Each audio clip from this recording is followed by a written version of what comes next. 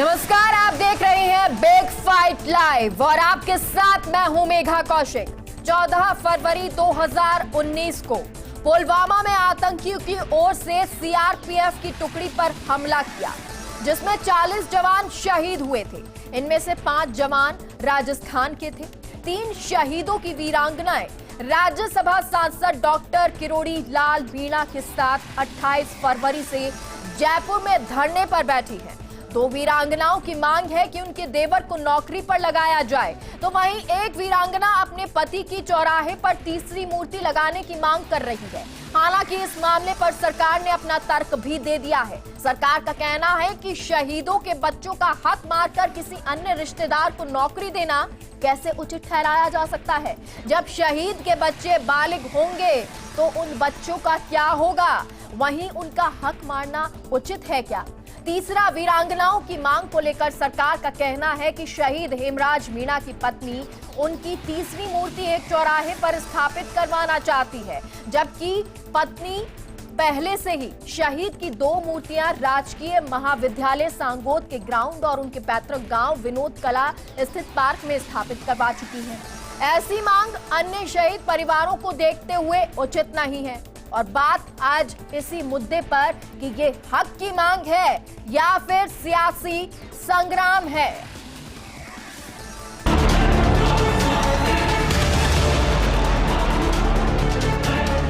स्थिति नहीं पकड़े, क्योंकि अपना देश गांधी का देश है।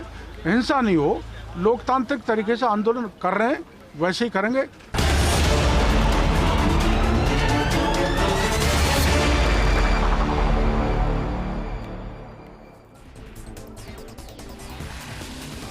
मुख्यमंत्री अशोक गहलोत ट्वीट करते हैं और कहते हैं कि ये बहुत संवेदनशील मुद्दा है और क्या जो वीरांगनाएं हैं या जो शहीद हुए हैं उनके बच्चों का हक मारना चाहिए? क्या ये नौकरी किसी रिश्तेदार को देकर सही करना चाहिए? क्या ये सही बात होगी? मुख्यमंत्री अशोक गहलोत ये कहते हैं तो दूसरी तरफ ये भी कहते हैं कि इस पर सियासत की जा रही है। वहीं किरोड़ी लाल मीणा जो लगातार वीरांगनाओं के साथ में खड़े हुए हैं, धरने पर बैठे हुए हैं।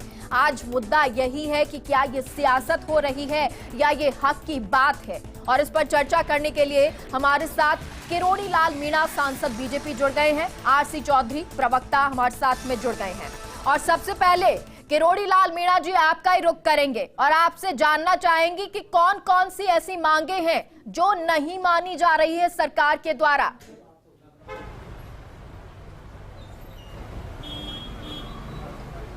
देखो, एक तो मेघा जी, आप भी ये कह रही हो, राजस्थान के मुख्यमंत्री भी कह रहे हैं कि इसमें सियासत हो रही है। क्या राजस्थान के मुख्यमंत्री से वीरांगनाओं का मिलना सियासत है? जहां हम धरना दे के बैठे हैं वहां कोई भारतीय जनता पार्टी के नारे लग रहे हैं या कोई भारतीय जनता पार्टी का झंडा हमने लगा रखा है। भारत माता की जय बोलना क्या कोई सियासत है? और सियासत की है तो गहलोत साहब ने की है कि जब इन वीरों शहीदों की अंत्येष्टि की जा रही थी तो 5 जगह राजस्थान के 3 मुख्यमंत्री अंत्येष्टि में गए थे। जैसे मैं मंजू जाट का उदाहरण आपको देना चाहता हूँ। वहाँ लालचंद कटारिया गए थे, उनके साथ 2 दूसरे मंत्री थे। तो लालचंद कटारिया जी ये कह के आए थे, आप परिवार में जिसको भी नौकरी चाहोगे उसको नौकरी देंगे।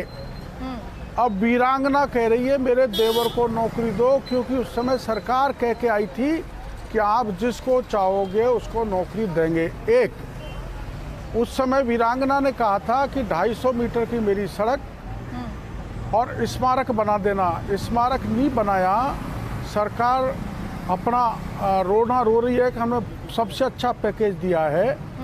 50 लाख रुपए इसको दिए हैं। 26 लाख जब सरकार ने स्मारक नहीं बनाया तो 26 लाख रुपए लगा के खुद ने स्मारक बनाया। 15 लाख इलाज में लग गए तो सरकार का पैकेज खत्म हो गया। और सरकार ने इनसे एफिडेविट ले लिया कि बच्चे की जगह पर मेरे देवर को नौकरी दे दी जाए। मैं गहलोत साहब से पूछना चाहता हूँ, क्या वीरांगना का बेटा डॉक्टर नहीं बन सकता?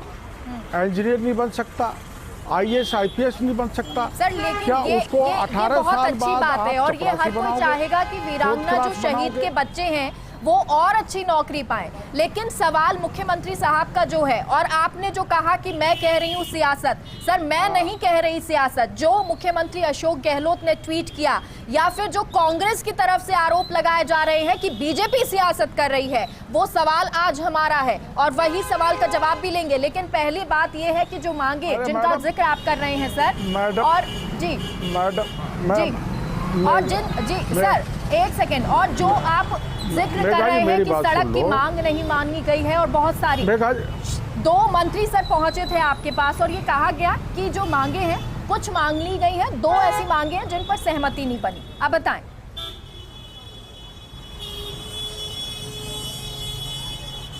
मेरी बात सुनो जी मेघा जी, जहाँ तक सियासत का मुख्यमंत्री जी कह रहे हो गलत कह रहे हैं। लोकतंत्र में मेरे को भी राज्यपाल से मिलने का अधिकार है, वीरांगनाओं का भी अधिकार है। हमारा प्रतिनिधिमंडल कल 4 लोगों का राज्यपाल से मिला था। अगर मुख्यमंत्री इसको सियासत कहते हैं तो इससे बड़ी दुर्भाग्यपूर्ण कोई बात हो नहीं सकती। 10 दिन से राजस्थान में बैठी हुई वीरांगनाएं ये कह रही हैं हाथ जोड़कर कि मुख्यमंत्री जी आप हमसे मिल तो लो, सुन तो लो, और अगर वो उसको सियासत मानते हैं तो मेघा जी मैं आपके जरिए मुख्यमंत्री जी को कहना चाहता हूँ, मैं यहाँ से उठ के चला जाऊँगा, कभी भी नहीं आऊँगा। आप इनको बुला के मुख्यमंत्री जी बात तो कर लो, फिर तो कोई सियासत नहीं होगी। आरसी चौधरी जी, अब बातचीत के लिए कहा जा रहा है, बातचीत क्यों नहीं हो रही है? हालांकि जो नियम कायदे हैं उनको लेकर राजनीतिक विश्लेषक भी हमारे साथ जुड़ गए हैं, महेश शर्मा, उनसे भी जानेंगे। लेकिन आपसे पहले ये जानना चाह रहे हैं कि आखिर बातचीत क्यों नहीं हो पा रही है? मेघा, सबसे पहले तो मैं आज शहीद की वीरांगनाओं को और शहादत के मुद्दे पे बहस हो रही है, इसलिए फर्स्ट इंडिया का आपके माध्यम से मैं साधुवाद करना चाहूँगा। और मैं आज उन तमाम शहीदों को आओ झुककर सलाम करें, उनको आओ झुककर सलाम करें उनको, जिनके हिस्से में ये मुकाम आता है। खुश नसीब है होता है वो खून जो देश के काम आता है। फर्स्ट इंडिया के माध्यम से मैं इस देश के तमाम सैनिकों को और उन शहादत देने वाले वीरों को नमन करता हूं। और ये नमन हिंदुस्तान के डीएनए में है, कांग्रेस के डीएनए में है। शहीद शहादत क्या होती है ये हमें विरासत में मिला है। इसलिए आज जो पुलवामा के आतंकी हमले में हमारे 40 सैनिकों की शहादत हुई, उसके बाद में 9 और अन्य सैनिकों की शहादत हुई। उसमें से 5 राजस्थान के सैनिक थे, लेकिन वो 49 सैनिक 140 करोड़ लोगों के गौरव के प्रतीक थे। लेकिन दुर्भाग्य देखे केंद्र सरकार की नाकामी से जो आतंकी हमला होता है, उन 40 सैनिकों की शहादत को, उनकी तस्वीर को सबसे पहले अगर किसी राजनीतिक दल के झंडे पे प्रयोग किया जाता है तो वो भारतीय जनता पार्टी के द्वारा किया जाता है। और आप जैसे प्रखर मीडिया और एंकर इस बात का विरोध करते हैं, इसलिए मैं किरोड़ी मीणा जी का साधुवाद करना चाहूंगा कि वो उन्होंने कम से कम भारतीय जनता पार्टी का झंडा प्रयोग नहीं किया। ये नजीर अपने नेताओं को भी देते हैं, क्योंकि शहादत किसी झंडे की अगर होती है तो वो सिर्फ तिरंगे की होती है।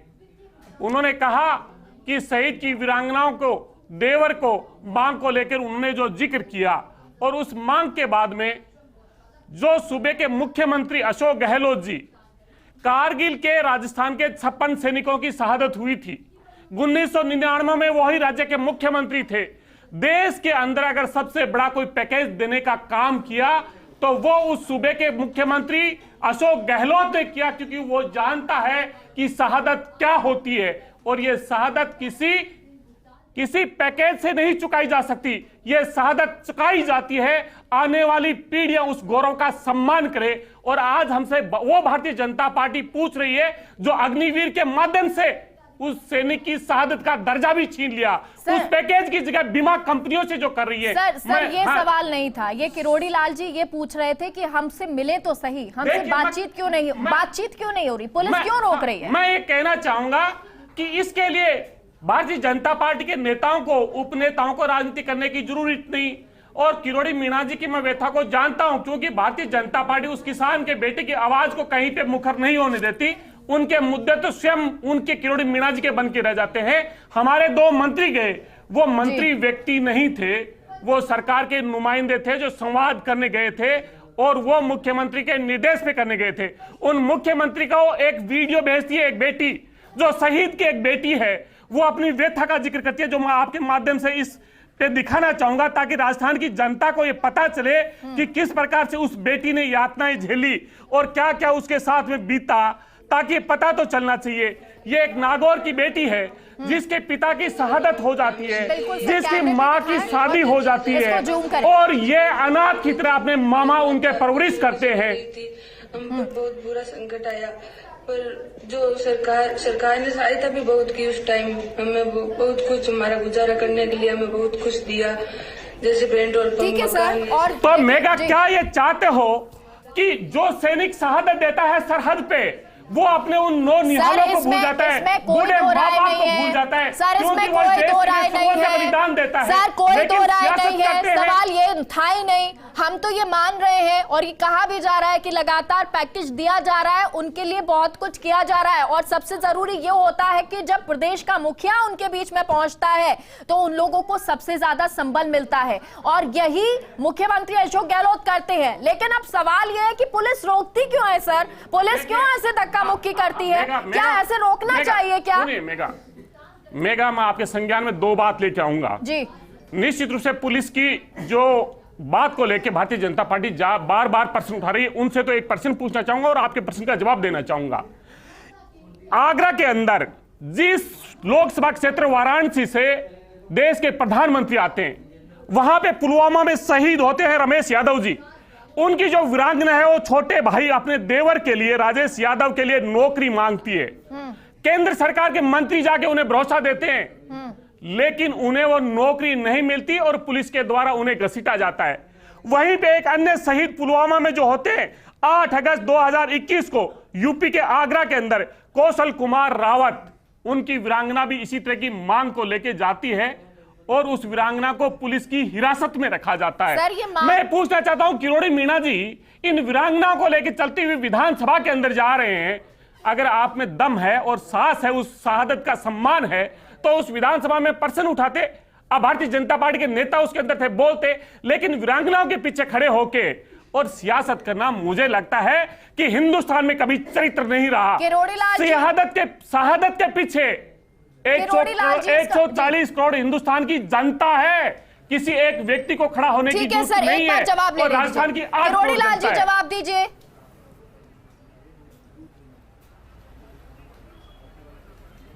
देखो आरसी चौधरी जी, ये इसमें एक वीरांगना है मधुबाला। जब मैं सांगोद गया था तो ये मेरे को मिली थी, मैं इसको आश्वस्त करके आया था। इन्होंने मेरे से कहा था कि मेरे को मुख्यमंत्री जी से मिला दो, तो मुख्यमंत्री जी से मिलाने के लिए ये अपनी 2 साथिन वीरांगनाओं को और ले आई और मैं राजस्थान की विधानसभा में मुख्यमंत्री जी से मिलाने के लिए तीनों वीरांगनाओं को ले गया था।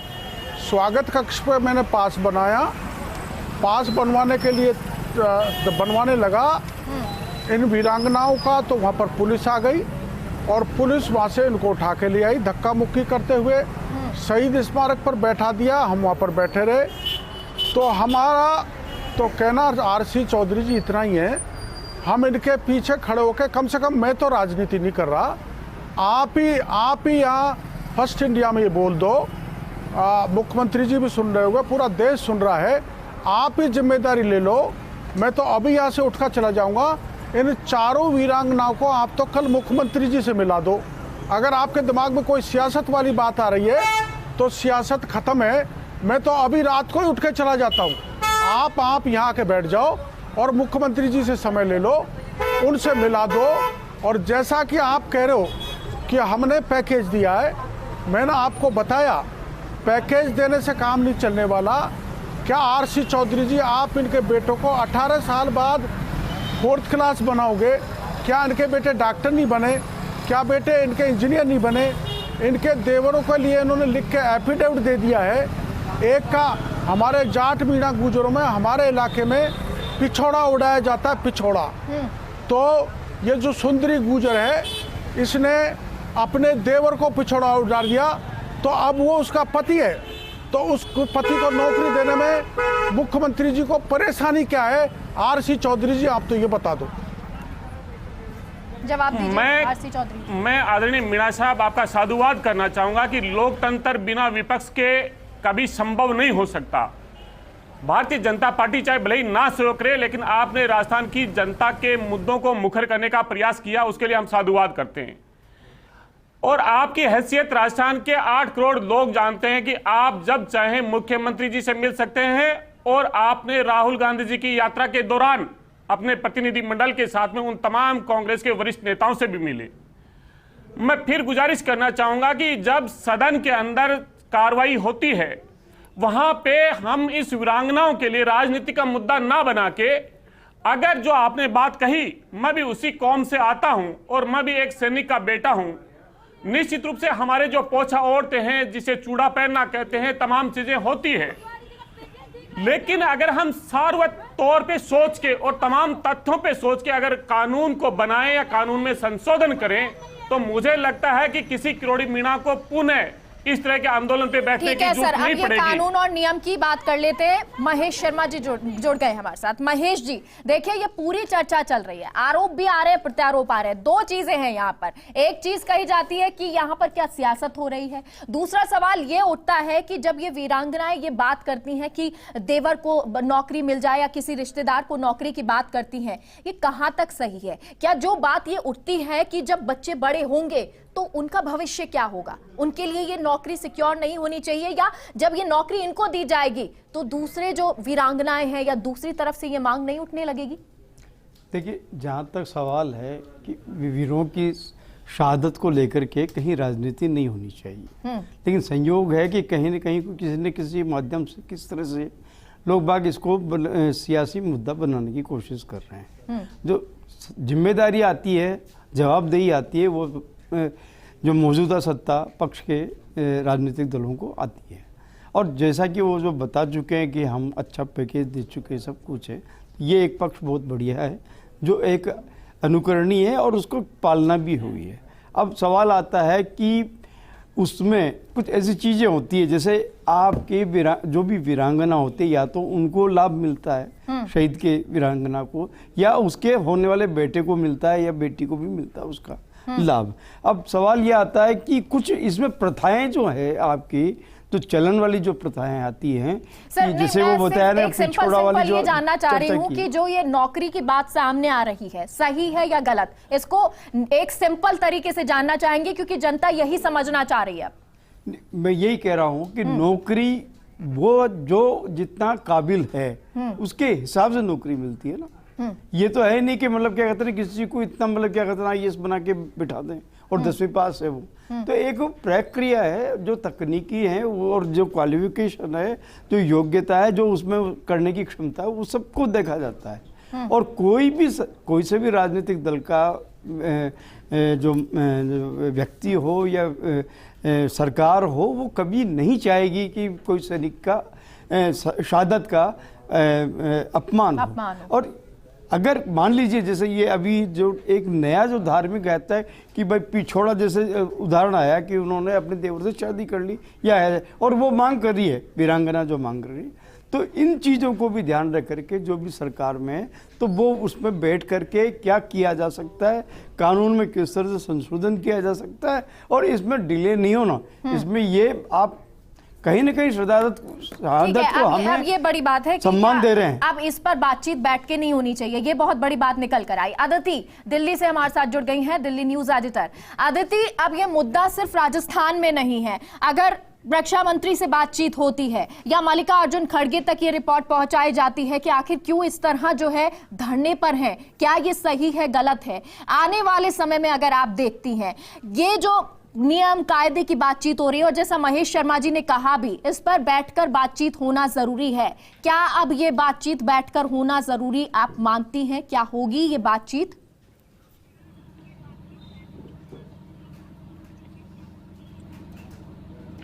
होनी चाहिए, लेकिन एक सवाल बहुत ज्यादा है और मैं पत्रकार के लिहाज से, क्योंकि मैं पहले भी होता आया होगा, अब ज्यादा होता है, हर बात का राजनीतिकरण होने लग गया है। अगर चाइना ने आपकी 10 मीटर जमीन ले ली है तो जरूरी है कि हम संसद में सवाल उठाएं और सरकार उसका जवाब दे, लेकिन उसका संसद के बाहर उसका राजनीतिकरण होना, ये जो देश को मजबूत करना, एक तो सरहद पे लड़ाई हो रही है और एक फिर देश के अंदर लड़ाई होती है। ठीक वैसे ही वीरांगनाओं का मुद्दा या देश के उन सैनिकों का मुद्दा, शहादत का मुद्दा कभी भी राजनीतिक मुद्दा नहीं होना चाहिए, चाहे पक्ष हो विपक्ष हो। अगर वीरांगनाएं सड़क पे बैठी हैं तो ज्यादा इंपॉर्टेंट है कि उनकी प्रॉब्लम है तो उसे सुलझाना चाहिए, बैठ के बात करनी चाहिए।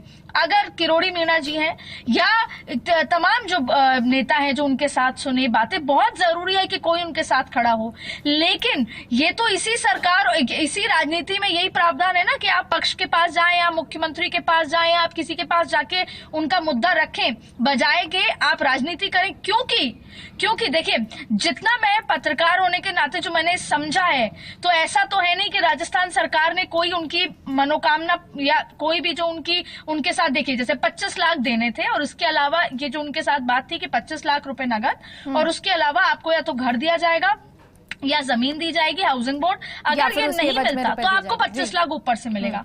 जो मैंने कागजों में पता किया, जो मैंने चीज देखी, उसमें उनको 50 लाख रुपए मिल चुके हैं। तो सवाल ये उठता है कि जब शहीदों की बात हो तो उनके परिवार के लिए हर समय खड़े रहना जरूरी है। जैसे अभी बात हो रही है देवर की, हो सकता है देवर से शादी हो गई हो, लेकिन आजकल के जमाने में ऐसे हजारों एग्जाम्पल्स हैं जब हो सकता है देवर को नौकरी मिल भी जाए और उसके बाद देवर अबैंडन कर दे बच्चों को, देवर अबैंडन कर दे उस महिला को। हाँ, तो और महिला ये एक मैसेज भी देते हैं, जब अगर एक बार देवर को जब बच्चों को अगर नौकरी दे दी जाती है तो उसके बाद ये संदेश जो है दूर तक जाता है, आगे तक जाता है और फिर बहुत सारी आवाजें भी उठती हैं। किरोड़ी लाल मीणा जी, आपसे एक आखिरी क्लोजिंग कमेंट है। अगर हालांकि 2 मंत्री बातचीत के लिए आए थे, लेकिन एक बार फिर से बातचीत का सिलसिला होता है जो कि बहुत जरूरी है, तो क्या ये धरना खत्म होगा?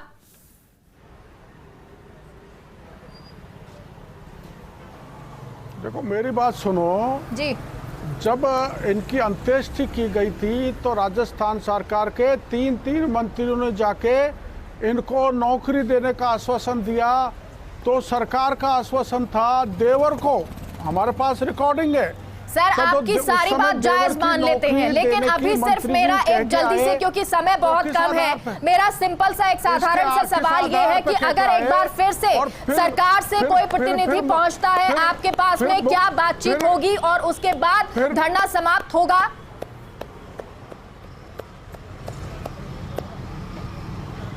देखो, परसों जो मुख्यमंत्री आश्वासन देके गए हैं, देवर की नौकरी, बाकी के सारे काम और पुलिस के खिलाफ कार्रवाई, और वो मुख्यमंत्री जी से पूछ कर देके गए, उन सारी बातों को मान जाएंगे तो धरना समाप्त हो जाएगा। वरना हम चाहे मर जाएंगे चाहे मिट जाएंगे, झुकेंगे नहीं, रुकेंगे नहीं, यहीं पर बैठ जाएंगे। बरसात भी हो रही है, चाहे कैसा भी मौसम आए, आंधी आए, तूफान आए, बरसात आए, भूकंप आए, हम यहाँ से हिलने वाले ठीक है। आरसी चौधरी जी, अब आप जल्दी से इसका जवाब दे दीजिए। क्या अगर बातचीत के लिए ये जब मान जाते हैं तो क्या प्रतिनिधि एक बार फिर से जाएंगे सरकार की तरफ से? देखिए, निश्चित रूप से मेगा क्यों नहीं जाएंगे, ये हमारा गौरव है, वो तिरंगा है, वो वीरांगना नहीं है, वो हिंदुस्तान का तिरंगा है जो सड़क पे है। पुलिस का कमिश्नर जाके उन वीरांगनाओं के पास में बैठ के बात करते हैं, मंत्री जाके बात करते हैं, और ये हम करते रहेंगे क्योंकि ये हमारा फर्ज है। हम कोई किसी पे एहसान नहीं कर रहे। जब जहां पे जाने की जरूरत पड़ेगी, अगर वीरांगना के घर पे भी जाने की जरूरत पड़ेगी तो हम जाएंगे। ये देश का सर्वोच्च सम्मान को हम सड़कों पे ऐसे रुलने नहीं देंगे। बहुत बहुत शुक्रिया आप सभी का हमारे साथ इस डिबेट का हिस्सा बनने के लिए। ये बहुत जरूरी होता है जब इस तरह की बातचीत होती है या जब धरना प्रदर्शन होता है, बातचीत से ही हल निकलता है और यही कोशिश है कि बातचीत हो, चाहे सरकार की तरफ से प्रतिनिधि जाए या बात मानी जाए जो कही जा रही है, ये उम्मीद की जा रही है। और कल सुबह शायद सूरज जो निकले उसके साथ ही ये धरना समाप्त हो, राजस्थान एक बार फिर से नजीर पेश करे, यही उम्मीद है। फिलहाल के लिए कार्यक्रम में इतना ही। आप देखते रहिए फास्ट इंडिया न्यूज। नमस्कार।